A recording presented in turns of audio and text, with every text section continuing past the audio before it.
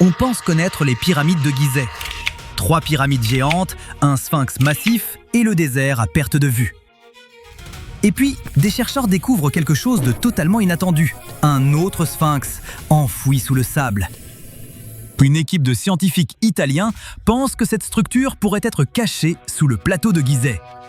Ils pensent aussi que toute la zone pourrait abriter un vaste complexe souterrain s'étendant sous les pyramides elles-mêmes.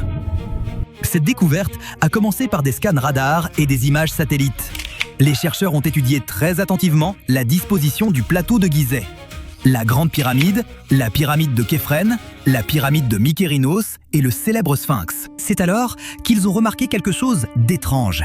Les lignes reliant les pyramides et le Sphinx semblaient pointer vers une autre zone surélevée à proximité. Ce monticule est énorme, environ 33 mètres de haut. C'est la hauteur d'un immeuble de 10 étages. Il semble composé principalement de sable durci, et c'est important, car sculpter une structure géante dans la roche serait bien plus difficile. Un autre détail rend cette théorie encore plus intéressante. La célèbre stèle du rêve, une grande dalle de pierre devant le grand sphinx, montre non pas un, mais 2 sphinx. Pendant longtemps, on a pensé qu'il s'agissait d'une simple représentation symbolique.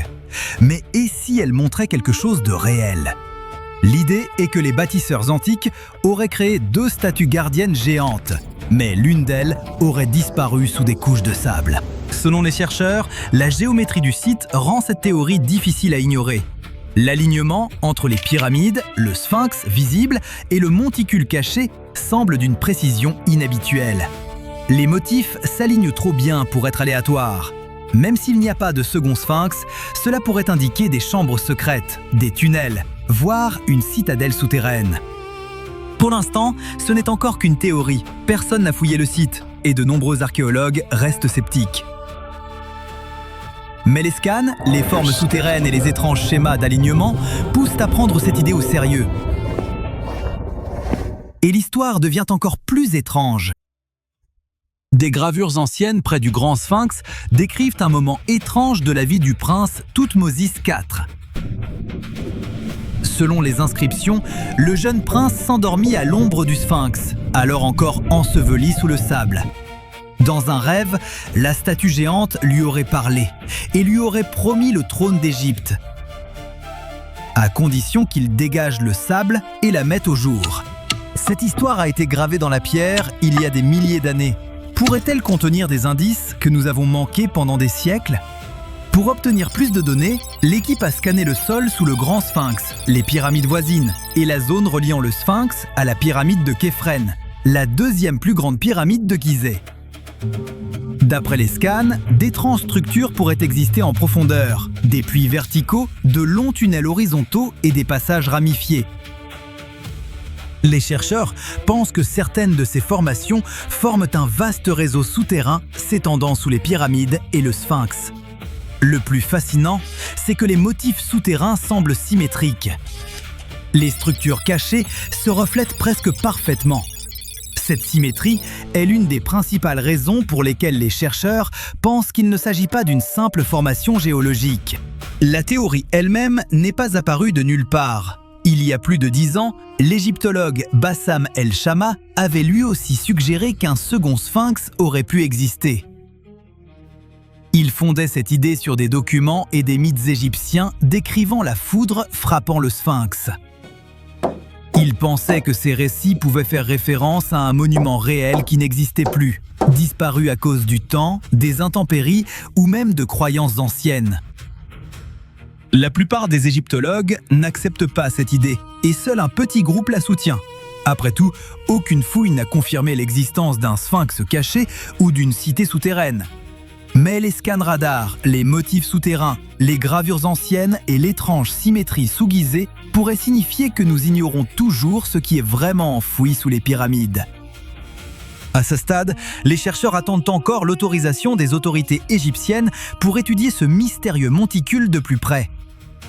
En attendant, on en sait bien plus sur le grand sphinx de Gizeh, l'un des monuments les plus anciens et les plus mystérieux de la Terre. La statue est gigantesque. De ses pattes avant à sa queue, elle mesure environ 73 mètres, presque la longueur d'un terrain de football.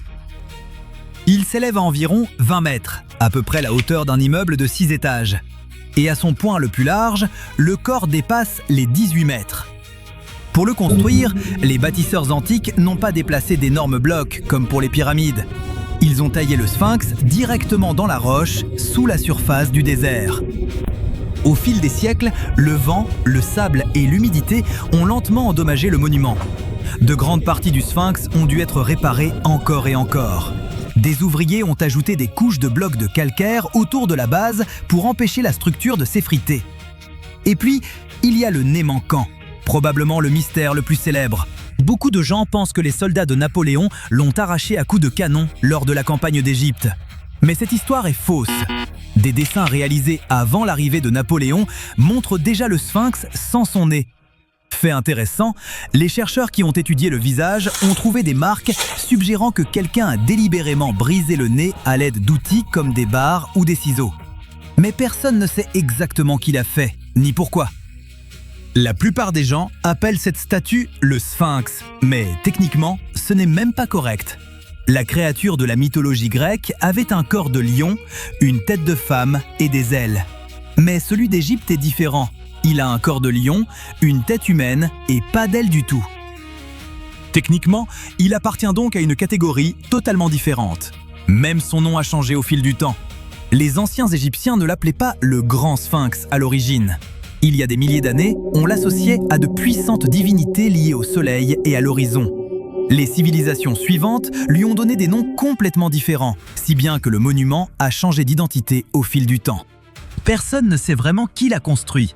Beaucoup d'experts pensent que le pharaon Khéphren a ordonné sa construction vers 2500 avant notre ère, car sa pyramide et ses temples sont tout proches. De plus, le visage du sphinx ressemble à ses statues. Mais il y a un problème. Aucune inscription ne dit directement qu'il l'a construit, alors d'autres chercheurs pensent que quelqu'un d'autre l'a créé. Et les archéologues ont découvert autre chose qui rend l'histoire encore plus étrange. Près du sphinx, ils ont mis au jour des outils abandonnés, des blocs de pierre et même des repas inachevés laissés par les ouvriers. On dirait que les gens ont soudainement arrêté de travailler et sont partis en toute hâte. Les ouvriers eux-mêmes n'étaient pas des esclaves d'affamés, comme beaucoup l'imaginaient.